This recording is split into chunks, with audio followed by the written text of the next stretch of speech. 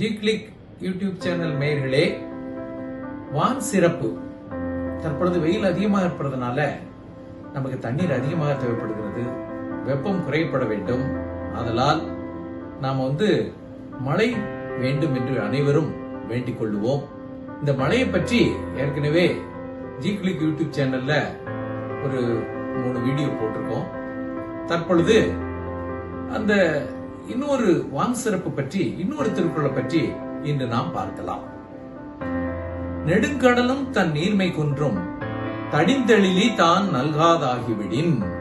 நெடுங்கடலும், நீளமான கடல், ஆழமான கடல், அப்புறம் அகலமான கடல், இவ்வளவு ஒரு பெரிய ஒரு கடல் கூட இந்த கடலிலே இருந்து ஆவியாகிற நீரானது மேகமாக ஆகி மேகம் குளிர்ந்து மழையாக மீண்டும் வராவிட்டால் கடலின் வளம் குன்றிவிடும் என்று தெய்வப்புலவர் கூறுகிறார். நெடுங்கடலும் தன் நீர்மை குன்றும் தடிந்தெழிலின மேகம் தான் நல்காதாகிவிடின். தடிந்தெழிலி மேகமாக மழையாக வராவிட்டால் அது கடலுடைய வளம் குன்றிவிடும் சொல்றார்.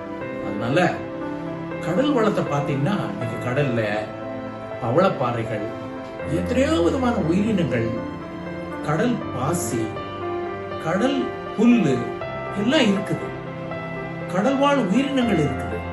கடலுடைய உப்புத்தன்மை தொடர்ந்து ஒரு அளவுக்கு, போதுமான அளவுக்கு இந்த கடல் வாழ் உயிரினங்களுக்கு தேவையான அளவுக்கு இருக்க வேண்டும் என்றால், நிலைக்க வேண்டும் என்றால் நன்னீர் வேண்டும்.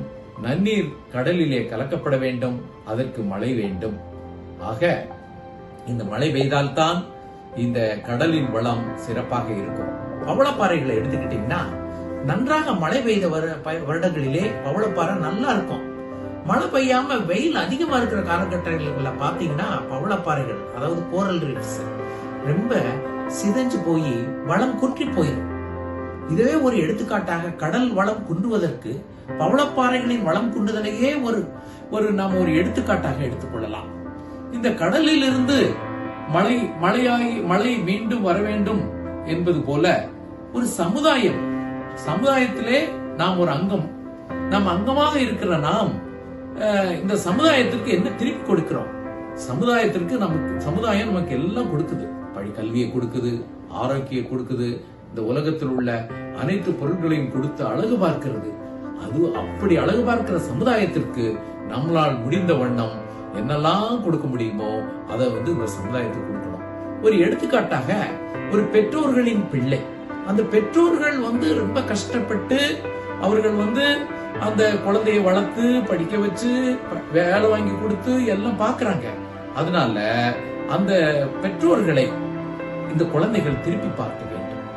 ஒரு பணம் கொடுத்தால் மட்டும் பத்தாது, ஒரு பாசத்தையும் காட்ட வேண்டும். எப்படி இது எல்லாம் ஒன்றோடு ஒன்று இணைந்து ஒரு நெருங்கிய தொடர்பு உடையவை. நியூட்டன் சயின்டிஸ்ட் அவர்களுடைய 3வது விதியை பாத்தீங்கன்னா, for every action there is an equal and opposite reaction. ஒவ்வொரு வினைக்கும் ஒரு சமமான எதிரான இன்னொரு வினை உண்டு என்று அவர் சொல்லுகிறார். ஆனால் இங்கே கடலில் இருந்து தண்ணீர் ஆவியாகி மழைக்கு போகிறது, மீண்டும் மழையாக அந்த மேகங்கள் வர வேண்டும். இது நேர்வினை. சமுதாயத்திற்கு நாம் ஆற்றுவதும் நேர்வினை. பெற்றோர்களை நாம் பார்ப்பதும் நேர்வினை. குழந்தைகள் பெற்றோர்களை பார்ப்பது மிகவும் அவசியம் என்று சொல்லி, இந்த ஜி கிளிக் யூடியூப் சேனலை பார்த்து கொண்டிருக்கும் அனைத்து நேயர்களும் இந்த சேனலை சப்ஸ்கிரைப் செய்யுமாறும், லைக் செய்யுமாறும், கமெண்ட் செய்யுமாறும் வேண்டி கேட்டுக்கொள்கிறேன்.